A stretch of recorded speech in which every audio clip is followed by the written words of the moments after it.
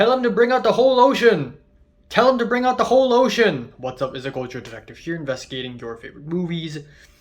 And today I'm going to be doing a quick movie review of John Wick Chapter 4. And it is directed by a guy named Chad Stahelski or something. I actually don't know. Let me look it up. Give me a moment. Let me look it up. John Wick Chapter 4. Yes, Chad Stahelski. So, this is the fourth movie in the John Wick franchise, the very well-known franchise, and is a movie recently released. I finished watching it about a couple hours ago, and yeah, the movie's 2 hours and 42 minutes long. I was gonna watch it yesterday, but I ran out of time, and I had to go to bed like half an hour into the movie. Okay, people are texting me. So I finished watching it today, and honestly, I think it's like okay. I don't know why. Maybe it's because I've just watched so many films, and I've watched so many artsy films and slow-paced movies that I don't feel anything when I watch action movies anymore. I just don't feel anything. It would be really difficult for me to feel something when watching an action movie, because about 4 years ago I watched and reviewed John Wick Chapter 3 Parabellum, and that's the only, out of the 4 movies, Chapter 3 is the only movie that has a subtitle, a word after Chapter 3, but Chapter 4 doesn't, which is not that cool. But yeah, I remember giving John Wick Chapter 3 Parabellum a pretty positive score, a light 8 out of 10, albeit it's not super high. I really enjoyed it, and I feel like even though John Wick Chapter 4 is significantly better, like technically, the lighting, the cinematography, the fights are all freaking amazing. For some reason, I just enjoyed it less. I don't know why. First of all, the plot is paper thin. There's barely any plot here. The plot is even less than in the last 3 John Wick films, and this movie's nearly 3 hours long. But there is literally no plot. So John Wick is being hunted down by an evil, super powerful organization of hitmen called The Table, and he goes around the world fighting and trying to kill the guy who wants to kill him. And literally every interaction he has with any characters is just, I want to kill him. No, but he wants to kill you. No, but I will kill him first. And that's literally every conversation he has in this movie and in the previous movie. And the acting is bad. Like, Keanu Reeves is literally the nicest actor to ever exist in history, but goddamn, his acting is just not good. Like, whenever he says things, it's like, it's so not really him. It's so unbelievable. You know, like none of the dialogues he says is believable, and that's also partially because of the script. The writers try really, really hard to make literally every single line of dialogue sound cool. They try their very best to make every line sound cool. Well, I want to kill him dead. Well, if you want to kill him dead, first of all, you gotta stay alive. Wow. Like, every line of dialogue tries so hard to be cool. It's actually absurd, and in some ways it's actually entertaining because of that.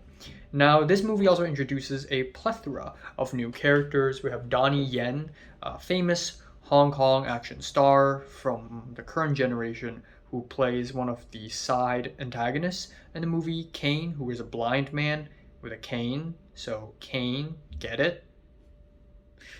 And aside from the fact that Donnie Yen, the actor, is a fucking CCP bootlicker who has no dignity at all.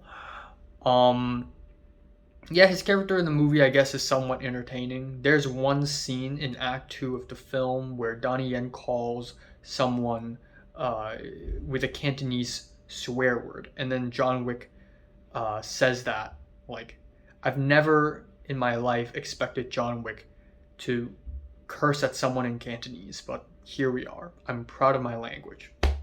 You know, that itself makes this movie deserve extra points. Let's be honest here. And then we have Bill Skarsgård. who you may know as It in the new It movies.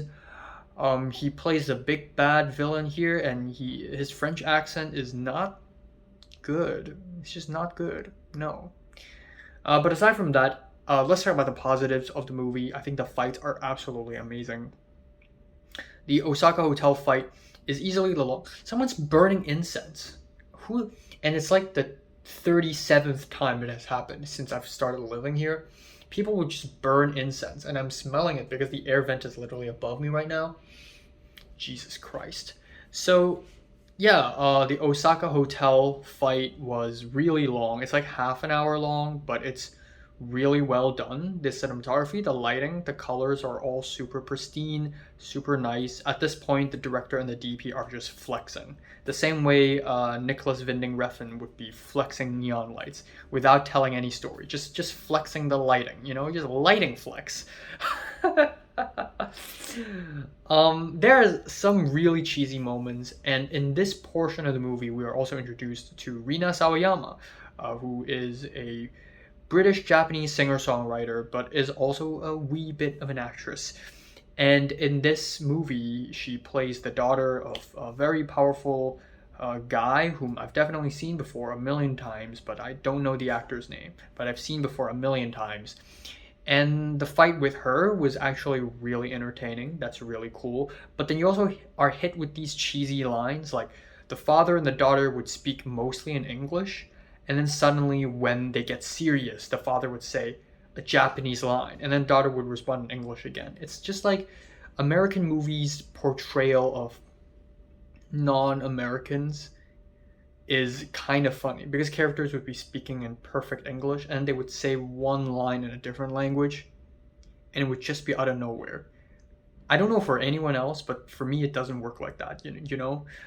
And then the fight that everyone's talking about is the bird's eye view fight, the overhead fight in the Act 3 of the film with John Wick in the apartment. That was extremely entertaining, really well done. It's like the old boy fight scene, but I guess less impactful, but more amazing in terms of the technical aspects and also just how long the scene is, how long the shot is. That was amazing. But my favorite fight is actually the Arc de Triomphe fight, where John Wick has to fight the big bad villain in Paris. So of course his character has to go on a freaking Paris tour. Ooh, Eiffel Tower. Ooh, Arc de Triomphe, when he can just directly go to that Sacré-Cœur church. But of course he has to do a freaking tourist ad. So he goes to Arc de Triomphe, and it's this crazy roundabout fight where he hops onto a car, gets out, and then gets hit by a car like 11 times straight. And that was so absurd and gratuitous. People keep dying. People keep getting hit by cars left and right. It was like one gigantic traffic nightmare. It's actually really entertaining. And then, of course, we have the staircase fight where he falls down the stairs like 8 times. That was crazy. But yeah, overall, I think this is just okay. Like, again, story-wise, there's not much to be said. Action-wise, it's fairly entertaining. But it's still nowhere near as entertaining or as blood-pumping as, like, I don't know, The Raid, or as fun and creative as any Jackie Chan film or any Sammo Hung film. And if you want good action, watch JoJo. I know JoJo isn't like violent punching, killing action, but JoJo takes action to a whole new level. It's really worth studying if you're into action films. So this, I'm entertained. Feeling a strong 7 to a light 8 out of 10. So if you watch John Wick 4, comments below, let me know. Subscribe if you want more, and thanks for watching. I know this, like, apparently the last one, but come on. You and I both know they're making another one, like, right now. So, yeah. And Rina Sawayama's character, they're probably making a spin-off with her, right? Right?